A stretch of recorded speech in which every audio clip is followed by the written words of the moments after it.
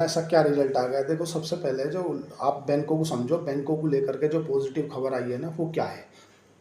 किसी भी बैंक को अगर लोन ग्रोथ और डिपॉजिट ग्रोथ में डिफरेंस हो, अगर डिपॉजिट ग्रोथ ज़्यादा हो, लोन ग्रोथ कम हो, तो इसलिए बैंक को कम दर पे पैसा मिल जा रहा है। बैंक का सिंपल फंडा समझो आप। बैंक क्या है? बीच का मीडिएटर है। बैंक क्या है? किसी हमसे पैसा लेता है और सामने वाले को देता है, उसके बीच का जो पैसा है वो बैंक का एनआईएम होता है। एनआईएम मतलब नेट इंटरेस्ट मार्जिन, वो उसका शुद्ध लाभ होता है, उसी में से वो अपना काम चलाता है। ठीक है। अब हुआ क्या है कि अगर बात करें तुम्हारा एचडीएफसी की, तो एचडीएफसी की जो लोन ग्रोथ रही है वो 9.9% रही है, और एचडीएफसी की जो डिपॉजिट ग्रोथ रही है, जिस हिसाब से पैसा जमा हुआ है, वो 12.4% रही है। कोटक महिंद्रा बैंक की जो लोन ग्रोथ है वो 15.8% है, और जो डिपॉजिट ग्रोथ है वो 14.6% के आसपास है। मतलब अगर इन दो बैंकों की बात करें तो जो प्राइवेट बैंक है, इनकी लोन और डिपॉजिट ग्रोथ अच्छी रही है। बाकी अगर बात करो आरबीएल बैंक की, तो आरबीएल बैंक ने जो लोन दिया है, जो लोन की ग्रोथ रही है वो रही है 14% के आसपास, और जो डिपॉजिट ग्रोथ है, जो पैसा जमा हुआ है आरबीएल बैंक के पास में, वो डिपॉजिट ग्रोथ है 8% की। मतलब लोन ग्रोथ ज़्यादा है, डिपॉजिट ग्रोथ कम है। इसका मतलब बीच का फिजिकल डेफिसिट है 6% का। 6% इन्हें बाहर से पैसा लेना पड़ेगा।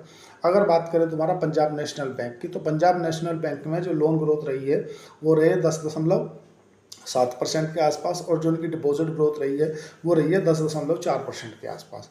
अगर बैंक ऑफ बड़ौदा की बात करें तो बैंक ऑफ बड़ौदा में 11.49% में लोन ग्रोथ रही है, और जो डिपॉजिट ग्रोथ रही है वो रही है तुम्हारी 9.66%। मतलब कोई इसमें भी कोई खास ज़्यादा मिला ताबड़तोड़ ग्रोथ नहीं रही।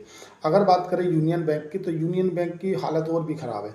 जो लोन देने वाली ग्रोथ है वो रही है 5.89, मतलब 5.40 मान लो आप।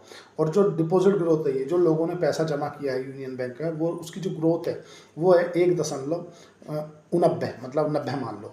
इसका मतलब लोन ज़्यादा दे दिया है और डिपॉजिट कम हुआ है। अगर बात करें इन सेक्टरों में, मतलब प्राइवेट सेक्टर बैंक और पब्लिक यूनियन जो पीएसयू है और प्राइवेट है, तो प्राइवेट वालों की जो ग्रोथ है वो ज़्यादा बेटर आ रही है एज द पीएसयू से, पब्लिक सेक्टर बैंक से। कारण क्या है? उसके 2-3 कारण हो सकते हैं।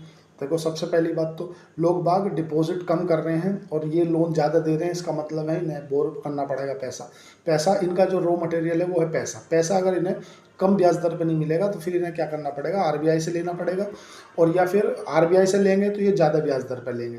ज़्यादा ब्याज दर पर लेंगे तो इनका एनआईएम कम हो जाएगा। एनआईएम कम हो जाएगा तो इनका इनका प्राइस टू बुक वैल्यू महंगा हो जाएगा।